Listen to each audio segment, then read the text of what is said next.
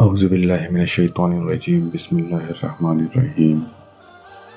السلام علیکم، میں ہوں نوید خان اور آپ دیکھ رہے ہیں میرا یوٹیوب چینل نوید وائس۔ آج ہم آپ کے لیے جو واقعہ لے کر آئے ہیں وہ اللہ تعالیٰ کی طرف سے پردہ پوشی کا ہے۔ حضرت موسیٰ علیہ السلام کے دور میں بارش بند ہوئی۔ لوگوں نے حضرت موسیٰ علیہ السلام سے گزارش کی کہ اللہ تعالیٰ کے حضور دعا کیجئے کہ بارش برسے، اس لیے کہ بارش سے ہر چیز کی زندگی ہے۔ حضرت موسیٰ علیہ السلام نے سب لوگوں کو جمع کیا، اللہ کے حضور سوال کیا۔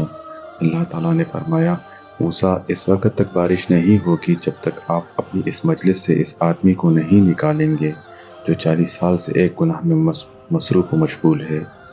حضرت موسیٰ علیہ السلام نے اعلان کیا کہ 40 سالہ گنہگار جب تک مجلس نہیں چھوڑے گا اس وقت تک بارش نہیں ہوگی۔ وہ بندہ سوچنے لگا کہ اگر اب اٹھتا ہوں تو لوگوں کی انگلیاں میری طرف اٹھیں گی کہ یہ 40 سالہ گناہ گار ہے، اور اگر نہیں اٹھتا تو بارش نہیں ہوتی۔ عجیب کشمکش میں تھا۔ اللہ تعالیٰ سے دل ہی دل میں صلح کر دیتا ہے اور توبہ کر دیتا ہے کہ یا اللہ، 40 سال تک آپ نے میرے گناہ پر پردہ ڈالا، آج بھی آپ میرے گناہ پر پردہ ڈال دیں۔ تھوڑی دیر گزر گئی، مجلس سے کوئی آدمی اٹھا نہیں، لیکن بارش شروع ہو گئی۔ حضرت موسیٰ علیہ السلام نے اللہ تعالیٰ سے عرض کی، یا اللہ، یہ کیا ماجرا ہے؟ اللہ تعالیٰ نے فرمایا کہ آپ کے اعلان کرنے کے بعد اس گنہگار نے گریبان میں منہ ڈالا، رونے لگا، یا اللہ، تو نے 40 برس میرا پردہ رکھا، اب بھی چھپا لے۔ یا اللہ، اب میری توبہ ہے اور میں نادم ہوں۔